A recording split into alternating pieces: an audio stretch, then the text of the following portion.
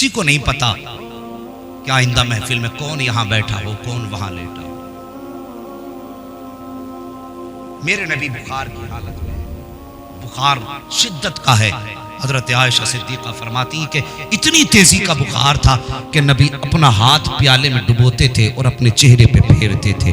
इतनी तेजी का बुखार। अचानक दरवाजे पे दस्तक हुई। मेरे नबी के दरवाजे पे दस्तक हुई, आवाज़ आई, मैं एराबी हूँ, दरवाज़ा खोलो।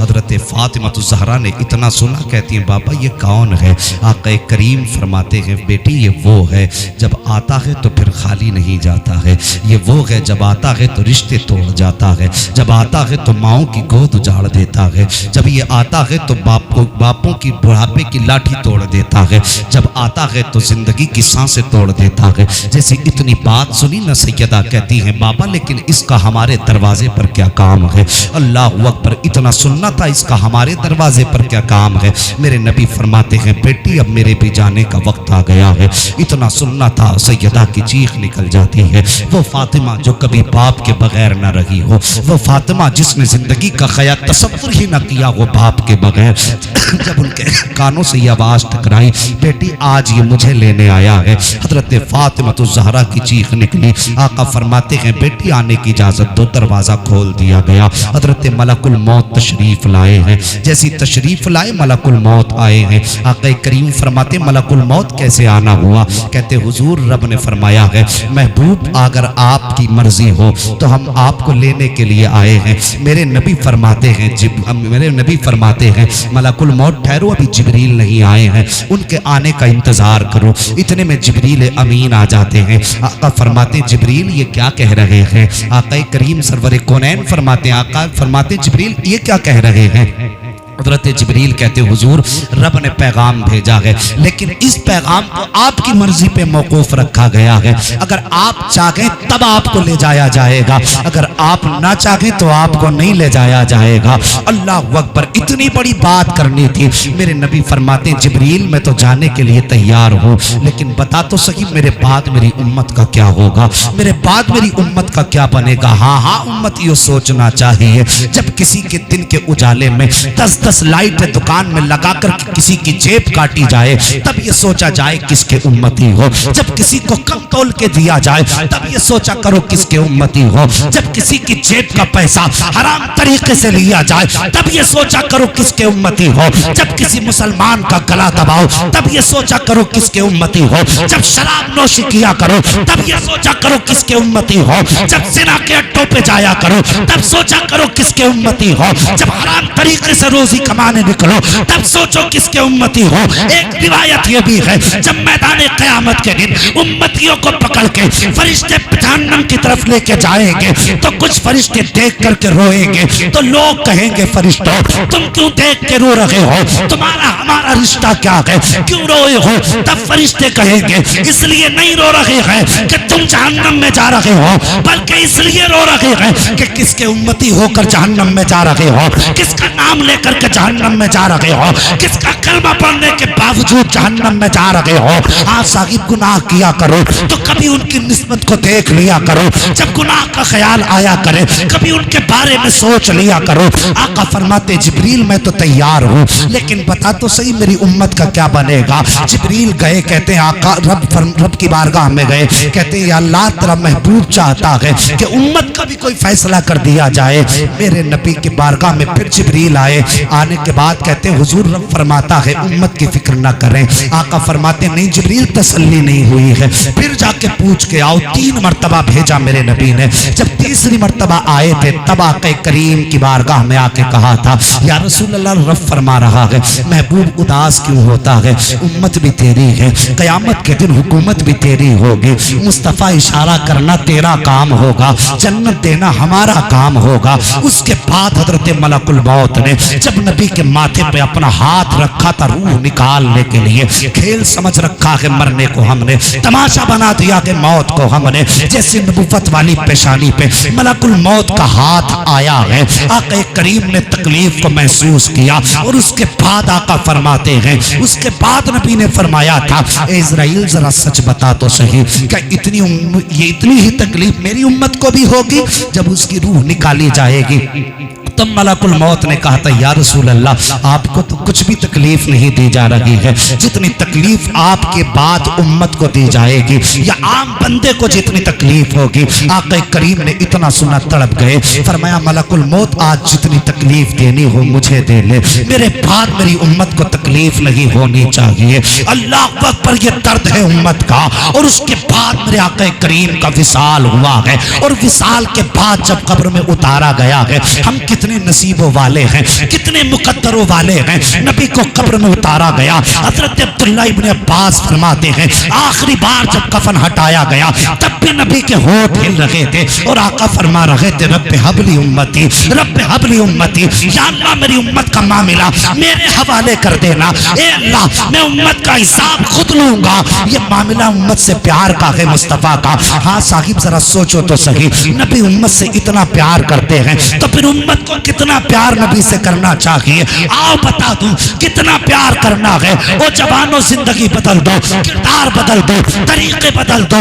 आज से अहद कर लो या रसूल अल्लाह, जवानी खुदा ने दी है लेकिन दी आपके लिए है, जिंदगी खुदा ने दी है लेकिन दी आपके लिए है। या रसूल अल्लाह, ये दौलत जरूर है लेकिन वादा करते हैं ये दौलत लुटाएंगे जरूर, लेकिन वहां लुटाएंगे जहां खुदा को भी पसंद होगा, मदीने वाले मुस्तफा को भी पसंद। नारे तकबीर, नारे रिसालत, नारे गौसियत, फैजाने आला हजरत, मसलिके आला हजरत मुफ्ती हम्माद रजा मुरादाबादी साहिब किबला, नारे तकबीर।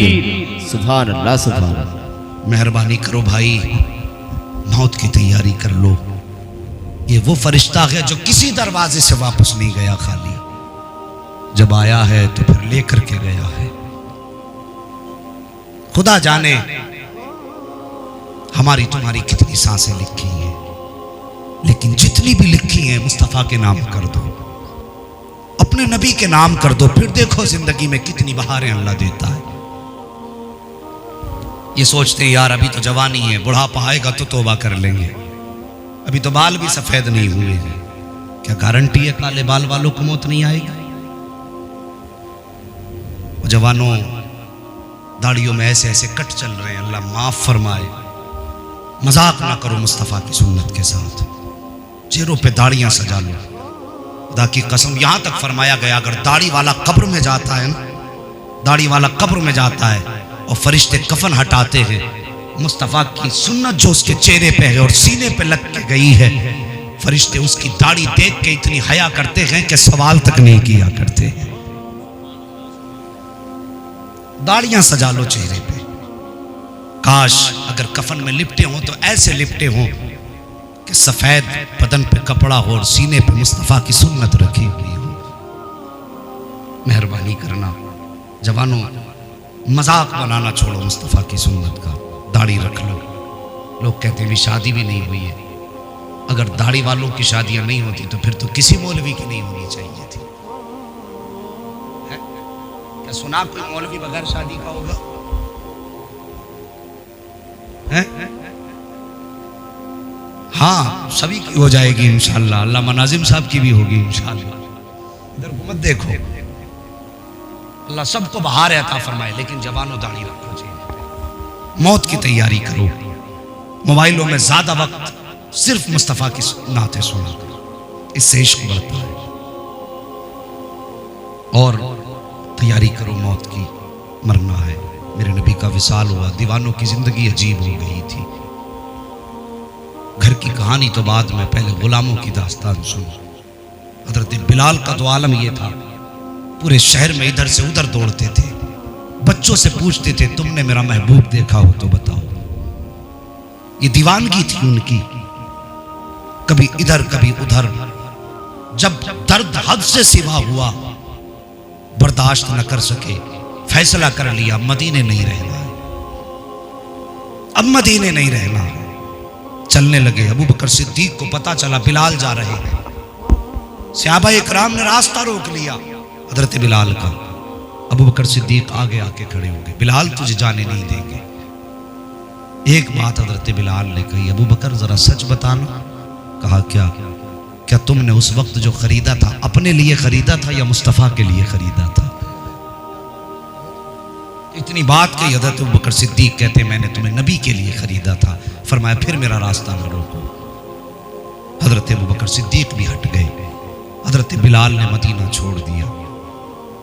तो यार किताबों में लिखा है नबी के इश्क में हज़रत अबू बकर सिद्दीक का सीने के अंदर दिल ऐसे उबाल मारता था, ऐसा लगता था करवट वाले को जैसे कि हांडी खोल रही है।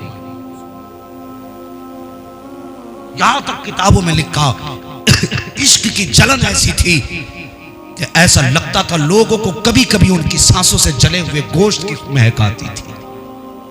यह इश्क था उनका नबी से। आज हम अपना इश्क देखें, कुर्ता टोपी सिर्फ जुमे जुमे दिन लगाएंगे, बाकी नहीं लगाएंगे। मेहरबानी करो, इश्क है तो इश्क का इजहार होना चाहिए। हर गली हर कूचे में प्रचार होना चाहिए। आज उम्र 60 साल हो गई, दाढ़ी चेहरों पे नहीं दिखाई देती, कहते भी वक्त नहीं आया।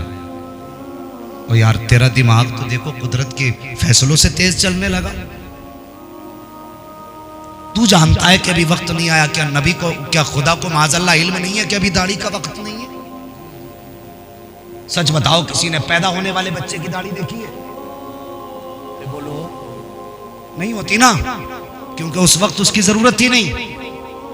जब जरूरत आई तब जमाई गई और वो जमती रही, हम मुंडाते रहे, वो जमती रही, हम मुंडाते रहे, वो जमती रही, हम मुंडाते रहे। तुम मुंडाते मुंडाते न थके। दाढ़ी ने भी कह दिया मुंडा कितना मुंडाएगा, मैं आती रहूंगी तू मुंडाता रहेगा। अगर ये जरूरत ना होती और अब वक्त ना होता तो ये निकलती नहीं चेहरे पे। और जब निकली है इसे संभाल के रख, इसे सजा चेहरे पे। जवानों बुजुर्गों अपने बच्चों को समझाओ ताकि दाढ़ियां वो रखें तो अल्लाह उसका अजर तुम्हें भी अता फरमा दे। इश्क करो। हजरत बिलाल ने मदीना छोड़ा। 6 महीने गुजर गए, रोते रहते थे, रात को भी रोना, दिन को भी रोना। एक दिन सो गए रोते रोते, ख्वाब में मुस्तफ़ा तशरीफ लाए और फरमाया बिलाल क्या हमसे मिलने का दिल नहीं करता? इतनी बात कही, हजरत बिलाल ख्वाब ही में तड़प गए। आक़ा करीम ने फरमाया बिलाल आ, तुझसे मिलने को दिल कर रहा है। आंख खुल गई, राती में उठे, सवारी तैयार की और तैयार करके सफर शुरू किया। मदीने आ गए। कैसा इश्क था उनका। आए, मुस्तफ़ा के मज़ार पे हाजिरी दी, रो के कहने लगे महबूब, परदेश से बुलाने के बाद मेहमानों के साथ ये सुलूक तो नहीं किया जाता कि खुद पर्दा कर लिया।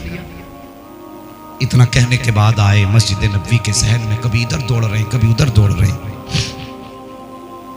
वक्त आ गया अजान का, लोगों ने कहा बिलाल अजान पढ़ दो। कहने लगे हिम्मत नहीं है। लोगों ने इसरार किया बिलाल अजान पढ़ दो, हिम्मत नहीं है। कहा क्यों नहीं पढ़ते? कहा पहले अजान पढ़ता था तो अजान वाले को देखता था, आज अजान पढ़ूंगा अजान वाला नहीं होगा तो कैसे बर्दाश्त कर पाऊंगा। ये बातें हो रही थी, हसनैन करीमैन आ गए, हाथ पकड़ के कहने लगे चचा वो अजान पढ़ के सुना दो जो मेरे नाना के ज़माने में पढ़ा करते थे। इतनी बात कही, अब बिलाल न टाल सके, खड़े हुए अजान पढ़ने के लिए कान में उंगली डाली है। जैसी पहला जुमला आपकी ज़बान से अल्लाहु अकबर निकला है, खुदा की कसम जो जहाँ था उसने अपना काम छोड़ दिया, दौड़ लगा दी मस्जिद की तरफ। औरतें बच्चों को गोद में लेके दौड़ी। बच्चे कहते थे माँ बिलाल आ गए हैं, क्या मुस्तफ़ा भी आ गए होंगे? एक क़यामत का मंजर था मुस्तफ़ा के मदीने में। अल्लाह अकबर, बिलाल की अजान के जुमले सुन करके जवान भी दौड़ रहे थे, बूढ़े भी दौड़ रहे थे। मस्जिद के अंदर भीड़ लग गई। कोई मुस्तफ़ा की मस्जिद का सतून पकड़ के रो रहा है, कोई दीवारों से लिपट के रो रहा है, कोई मिंबर से चिमट के रो रहा है। अजान पढ़ते पढ़ते बिलाल जब अशहदु अन्ना मुहम्मद रसूलुल्लाह पे आए हैं, हजरत बिलाल की जबान से लफ्ज़ अन्ना मुहम्मद आया है, फौरन बेहोश होकर जमीन पे गिर जाते हैं। जैसी जमीन पे गिरे हैं कुछ देर के लिए क़यामत का मंजर था मदीने में। बच्चे तड़प के कह रहे थे माँ बता तो सही, बिलाल आ गया है, मुअज्जिन आया है तो इमाम कब आएगा, जब गुलाम आ गया है तो आका कब आएंगे। माओ के कलेजे तड़प गए थे बच्चों को तसल्ली देने में, औरतें तड़प रही थी, जवान तड़प रहे थे। हर तरफ मैदान क़यामत का नक्शा नजर आ रहा था, हर तरफ इंसानियत तड़प रही थी, हर इंसान रो रहा था मुस्तफा को याद करके। और एक बच्चे का आलम तो ये था, नाम अब्दुल्ला है, उम्र भी कम के तोड़ लगा दी है मदीने के बाहर। जब गए थे तो हंस रहे थे, आए हैं तो रो रहे हैं। किसी ने बच्चे की कलाई पकड़ के कहा था बेटे,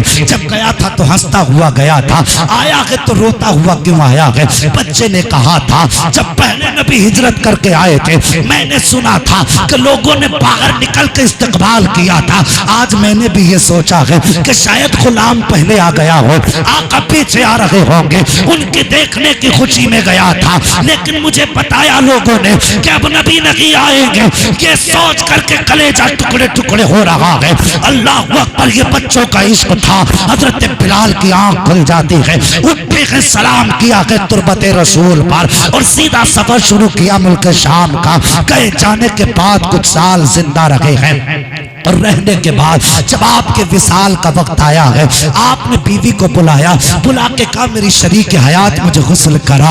आपकी बीवी ने गुस्ल कराया, कहा मेरे बालों में तेल लगा, बीवी ने बालों में तेल लगाया है। कहा मेरी आंखों में सुरमा लगा दो, आंखों में सुरमा लगाया गया। कहा मुझे कंगा दे दिया जाए ताकि मैं बालों को संवार सकूं। बीवी ने कहा था सरताज बताओ तो सही, आज कई बरस हो गए हैं कभी आपको संवरते नहीं देखा है, आज इतना सिंगार किसके लिए है, ये सवरना बनना किसके लिए है। जिनके लिए सजा करते थे वो सजन तो मदीने रह गए थे, आज किसके लिए सिंगार है। तब बिलाल ने कहा था शरीक हयात आज मैं अपने महबूब से मिलने जा रहा हूँ, का कहना क्या चाहते हो। तब बिलाल ने कहा था बीवी आज मेरी मौत का वक्त आ गया है और मुस्तफा कब्र में जियारत कराएंगे। इतना बीवी ने सुना था। तब कहा था बिलाल औलाद की जुदाई का गम नहीं है, बीवी का साथ छूट रहा है, इसका भी एहसास नहीं है। तब बिलाल ने कहा था ए मेरी शरीक हयात, औलाद की मोहब्बत एक तरफ, बीवी की मोहब्बत एक तरफ, सारी मोहब्बतों को एक पल्ले में रख दे, मेरे नबी की मोहब्बत को दूसरे पल्ले में रख दे। खुदा की कसम सारे निजाम की मोहब्बत को मैं ठोकर मार दूंगा, मुस्तफा की मोहब्बत पे अपनी जान भी कुर्बान करने की। नारे तकबीर, नारे रिसालत, इश्के मुस्तफा, अजमते मुस्तफा, मुफ्ती हम्माद रज़ा साहिब किबला, नारे तकबीर, नारे रिसालत। वाह सुभान अल्लाह। इश्क तेरे सदके जलने से छुटे सस्ते, जो आग बुझा देगी वो आग लगाई है। फरमाया गया मौत एक पुल है जो महबूब को महबूब से मिला देती है। हमारे और मुस्तफा के दरमियान कितना फासला है जानते हो, सिर्फ मौत का फासला है। हम जिस महबूब की याद में जिंदगी भर तड़पते रहे, खुदा की कसम मौत का एक झटका लगता है, कब्र में मुस्तफा का दीदार नसीब हो जाता है। ये नसीब है अपने अपने। कुछ लोग कहते हैं कब्र में नबी नहीं आते, हमें उस बहस में नहीं जाना, लेकिन अहले सुन्नत का अकीदा ये मुस्तफा तशरीफ लाते हैं और अपने आशिकों को अपना जलवा दिखाते हैं। अल्लाह हम सबको कब्र में महबूब का दीदार अता फरमाए। हाँ साहिब मेहरबानी करो, नबी से प्यार करो। ये आशिकों की मोहब्बत थी और फिर उनके घर की मोहब्बत का क्या कहना। मेरे नबी की सवारी, जिस सवारी पर मेरे नबी सवार होते थे, याफूर नाम था। नबी के विसाल के बाद आका का विसाल हुआ, 3 दिन तक मेरे नबी का जिस्म अथर रखा रहा। लोग दूर दूर से आते रहे, दीदार करते रहे, मुस्तफ़ा की नमाज जनाजा पढ़ते रहे। जो लोग ये कहते हैं जनाजे की नमाज ही नहीं हुई, गलत कहते हैं। रब अपने महबूब को इस सवाब से कैसे महरूम कर सकता था जब उसने उनके दामन में किसी चीज़ की कमी नहीं रखी। फ़र्क है, लेकिन हमारी नमाज जनाजा में हमारी मग़फ़िरत की दुआ होती है, लेकिन उनके जनाजे की नमाज का अंदाज अलग था। 10-10, 8-8, 5-5 सहाबा आते, हाथ बांध के खड़े होते, मुस्तफ़ा पे दुरूद व सलाम पढ़ के आगे बढ़ जाया करते थे। समझ रहे ना मेरी बात। मुस्तफ़ा की नमाज जनाजा हुई, तदफीन हुई, 3 दिन तक नबी की सवारी गलियों में चक्कर लगाती रही। जब नबी ना मिले, कुएं में छलांग लगा के अपने आप को मिटा डाला। ये जानवरों का इश्क था। मेरे नबी की सवारी ऊंटनी कुस्वा उसका नाम था। हुजूर के विसाल के बाद बस नबी के फिराक में वो निढाल रहने लगी। कुछ दिन गुजरे, एक दिन जमीन पे लेट गई। हसनैन करीमैन आए सैयदा के पास, अम्मी आज न जाने नबी की सवारी को क्या हो गया है। हजरत फातिमा गई, जाके आपने प्यार से सर पे हाथ रखा। ऊंटनी ने मुंह उठाया, कहने लगी सैयदा मैं जा रही हूं नबी के पास, कोई पैगाम भेजना हो तो बता देना। इतना सुना नबी की बेटी की आंखें बरसने लगी। सैयदा ने उसकी आंखों पे हाथ रखा। नबी की ऊंटनी का भी इंतकाल हुआ। ये जानवरों का इश्क है मेरे नबी से। और फिर नबी की बेटी का क्या कहोगे। सैयदा फातिमा ज़हरा मुस्तफ़ा के विसाल के बाद 6 महीना जिंदा रही। और उसके बाद उन 6 महीने का भी आलम यह था, दिन को भी रोती थी, रात को भी रोती थी। औरतें कहती थी फातिमा या तो दिन में रो लिया करो या रात को रो लिया करो, तुम्हारा रोना देख करके हमारे कलेजे फटते हैं। हज़रत फातिमा ज़हरा रज़ी अल्लाह ताला अन्हा अपने वालिद को याद करके रोती रही। फिर वो वक्त भी आया, आप इतनी कमज़ोर हो गई, बीमार हो गई कि काम काज की भी ताकत ना रही। फिर एक दिन अचानक हज़रत अली तशरीफ़ लाए। घर में आए, क्या देखते हैं हज़रत फातिमा घर में झाड़ू लगा रही है। जिसने कई दिन से काम नहीं किया आज अचानक काम करते देखा। मुस्कुरा के कहने लगे लगता है फातिमा तबीयत ठीक हो गई है, आज तो फातिमा खुद काम कर रही हैं। इतनी बात कही, हज़रत फातिमा कहने लगी अली मैंने सारे कपड़े आपके धुल दिए हैं, ये हमामा भी आप अपना उतार दो, मैं इसको भी धो देती हूँ। हज़रत अली कहने लगे फातिमा कोई बात नहीं, ये कल धुल जाएगा। सैयदा कहने लगी शायद अली कल धोने के लिए फातिमा नहीं होगी। इतना सुना हज़रत अली की आंखें बरसी, फातिमा क्या कह रही हो। आपने फरमाया अली बच्चों को बाहर भेज दो, तुमसे कुछ बात करनी है। याद रखना जिनके जाते हैं ना उन्हीं को उनका दर्द का एहसास भी होता है। चने खाने वाले तो बहुत होंगे, 40वें में दावत उड़ाने वाले भी बहुत होंगे लेकिन दर्द का एहसास सिर्फ उन्हीं को होता है जिनके जाया करते हैं, उन्हीं को गम होता है। हजरत फातिमा ज़हरा कहती है नहीं कुछ बात करनी है, बच्चों को बाहर भेजो। हजरत अली आए, आने के बाद आपने फरमाया बैठो। कहा जी जाओ नाना के मज़ार पे चले जाओ। और जाने के बाद नाना के मज़ार पे जाने के बाद अम्मी के लिए दुआ करके आओ। अल्लाह अकबर। हज़रत फातिमा ज़हरा के दोनों शहज़ादे घर से निकल गए। हज़रत अली का हाथ सैयदा फातिमा ने पकड़ा, पकड़ने के बाद तशरीफ़ लाई, बैठ गई अपने बिस्तर पे। और उसके बाद कहती हैं अली मैंने सारी ज़िंदगी तुम्हारे साथ गुजारी है, मैं तुम्हारे बच्चों की माँ हूँ। ए अली अगर मुझसे कोई ख़ता हो गई हो तो माफ़ कर देना।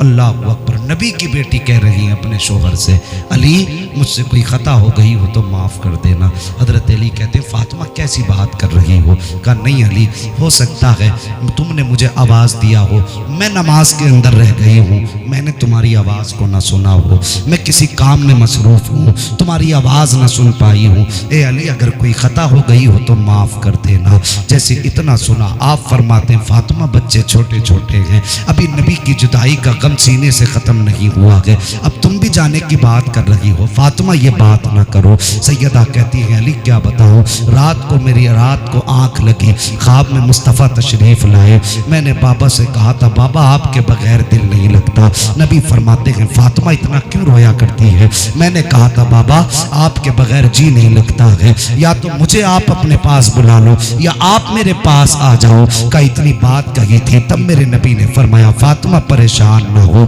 मैं नबियों के साथ तुझे लेने के लिए आया हूँ। अल्लाह अकबर। फरमाया फातिमा तैयारी कर ले, मैं तुझे लेने आया हूँ। हजरत अली फरमाते हैं फातिमा क्या कह रही हो? कहा हाँ अली मैं सच कह रही हूँ, मेरे बाबा मुझे लेने आए थे। ए अली मेरे जाने का वक्त आ गया है, मेहरबानी करना, मेरे जाने का वक्त आ गया है। इस मेरी मेहरबानी इतनी बात सुन लो, अगर मुझसे कोई खता हो गई हो तो माफ कर देना। का अगली बात और सुन लो। का कौन सी बात? का सारी जिंदगी नबी की बेटी ने अपना पर्दा किया है, किसी की निगाह मुस्तफा की बेटी के जिस्म पे नहीं पड़ी है। ए अली मैं ये चाहती हूँ अगर मेरा जनाजा जाए तो किसी की निगाहों के सामने न जाए, ताकि कोई देख के ये ना कह सके मुस्तफा की बेटी का जनाजा जा रहा है, फातिमा तो ज़हरा का जनाजा जा रहा है। ए अली मुझे रात के अंधेरे में दफन कर देना। तीसरी बात कहती है, ए अली मेरी तीसरी बात भी सुन लीजिए। का फातिमा कहो कौन सी बात है? आप फरमाती है ए अली मेरी ये दो बेटियां हैं, ज़ैनब और उम्मे कुलसूम, दो शहजादे हैं हसन और हुसैन। ए अली मेरे बाद मेरे बच्चों को कभी अकेला मत छोड़ देना, मेरे बाद मेरे बच्चों को कभी तन्हा मत छोड़ देना। ए अली तुम चाहो जितने निकाह करो वो तुम्हारी मर्जी है, लेकिन अली याद रखना अगर मेरे बाद तुम अपनी बीवी के साथ जिंदगी गुजारो तो जहाँ तुम 1 महीना अपनी बीवी के साथ जिंदगी गुजारो, कम से कम एक रात मेरे बच्चों के लिए भी दे दिया करना, मेरे बच्चों को कभी सिर्फ तन्हा मत छोड़ देना। इतनी बात हजरत फातिमा ने कही है, हजरत अली की चीख निकल जाती है। फरमाते फातिमा परेशान ना हो। और उसके बाद जो अगली बात हजरत फातिमा ने कही थी हर रिश्ते को समझ लेनी चाहिए। हजरत फातिमा ने कहा था ए अली मैंने तुम्हारे साथ जिंदगी गुजारी है, मेरे इंतकाल के बाद मुझे भूल मत जाना, कभी मेरी याद आ जाया करे तो मेरी कब्र पे आ जाया करना, मुझे अपना चेहरा दिखा दिया करना। ए अली मुझसे रुख मत मोड़ लेना। अल्लाह अकबर इतना कहना था, हजरत अली ने सैयदा के हाथ पकड़े और पकड़ के कहा था ए फातिमा ऐसी बातें क्यों कर रही हो, तुम मुझसे माफी क्यों मांग रही हो? माफी तो मुझे मांगनी चाहिए थी। सारी जिंदगी सैयदुल अंबिया की बेटी होने के बावजूद मेरे घर के अंदर फाके से जिंदगी गुजारी, कभी मुझसे शिकवा नहीं किया, जो दे दिया वो खा लिया, जो पहना दिया पहन लिया, पैबंद लगे कपड़े पहने, कभी फातिमा कुछ ना मांगा। ए फातिमा माफी तो मुझे मांगनी चाहिए थी। इतना सुना सैयदा की चीख निकली, कहने लगी अली मुझे बीवी समझ के माफ ना करो, कोई बात नहीं है, औलाद समझ के माफ नहीं करना, औलाद की माँ समझ कर माफ नहीं करना चाहते तो मत करो, कम से कम अपने पैगंबर की बेटी समझ के माफ कर देना, अपने नबी की बेटी समझ के माफ कर देना। मुझे डर लगता है कहीं कयामत के दिन फातिमा इस हाल में ना आए कि मेरा दामन तुम्हारे हाथ में हो और तुम मेरे बाबा से मेरी शिकायत करो। अगर तुमने शिकायत कर दी तो फातिमा मैदान महशर में रुसवा हो जाएगी। ए अली आज माफी फातिमा मांग रही है ताकि कयामत के दिन न फातिमा रुसवा हो न मेरी वजह से मेरी बाप की निगाहें झुके। इतना सुनना था, अली की चीख निकली, कहते फातिमा जाओ मुस्तफा से जाके मेरा सलाम कह देना। और मैं आज रब को गवाह बना के कहता हूँ फातिमा जितना तुमसे तुम्हारे बाप राजी है उतना ही तुमसे तुम्हारा शोहर अली भी राजी है। अल्लाह अकबर। ये जिंदगी है और ये मौत है जिसने हर दरवाजे पे दस्तक दी है। अभी ये बात हो ही रही थी कि शहजादे वापस आ गए, जैसी दौड़ करके आए माँ के तलवों पे सर रख दिया। हाँ साहिब यतीमों के दर्द कभी यतीमों से पूछो। तुमने होटलों पे खाने तो खाए होंगे, तुमने 6-6 साल के बच्चे गिलास उठाते तो देखे होंगे, 10 साल के बच्चों को बर्तन धोते तो देखा होगा, अपनी ताकत से ज़्यादा बोझ उठाते तुमने देखा होगा, लेकिन कभी उनके पीछे छुपी मजबूरियां नहीं देखी होंगी। वो तुम्हारे पास मुस्कुरा के आके पूछते हैं क्या चाहिए, चाय लेंगे कि बिरयानी लेंगे। तुमने कुछ न जाना उनकी मुस्कुराहट के पर्दे में क्या छुपा रह गया है। कभी उन यतीम कभी बच्चों का हाथ पकड़ के पूछा करो यार ये तेरी उम्र पढ़ने की थी, बता यहाँ किस लिए आ गया। खुदा की कसम उसकी आंखें बरसने लगेंगी, रो के कहेगा मैं भी चाहता था मैं मास्टर बनूं, मैं भी चाहता था इंजीनियर बनूं, लेकिन तकदीर ने साथ न दिया। बचपन में बाप का इंतकाल हो गया, बस गरीबी ने घर में डेरे जमा लिए, माँ ने बस्ता छीन लिया, कहा जा बेटे अब जाके कमाओ।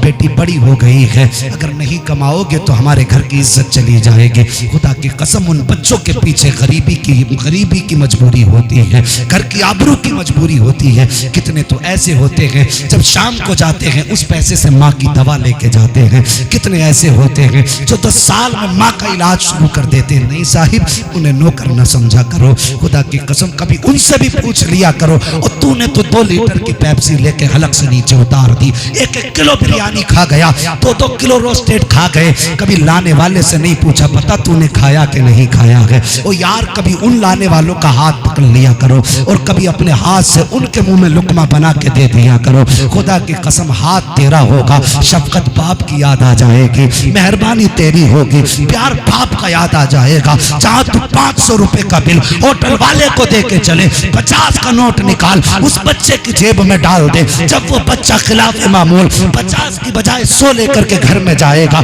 माँ पूछेगी बेटे तेरी नौकरी तो 50 की है, तू 100 कहां से लाया है? वो यतीम रो के कहेगा माँ आज एक जवान आया था, उसका चेहरा तो बाप से नहीं मिलता था लेकिन लहजा जरूर बाप से मिलता था, उसका बदन तो बाप से नहीं मिलता था लेकिन अंदाज जरूर बाप से मिलता था। खुदा की कसम उसने सर पे हाथ रखा था तो ऐसा लग रहा था जैसे बाप ने सर पे हाथ रख दिया हो। कोई आया था बेटा कह के दे के चला गया। और यार सुन ले, मोहताज बन के दुआओं की भीख मांगता रहे। खुदा की कसम भीख में मिलने वाली दुआओं से तुझे उतना फायदा नहीं मिलेगा जितना इस बेवा के आंसू निकलते वक्त इसके होठ हिलेंगे, जबान खुलेगी और कहेगी या अल्लाह जिसने मेरे यतीम को खुश कर दिया है तू भी उसको खुश कर दे। इतना कहने की देर होगी जबान इसकी चलेगी, तकदीर तेरी खुदा बदल डाले।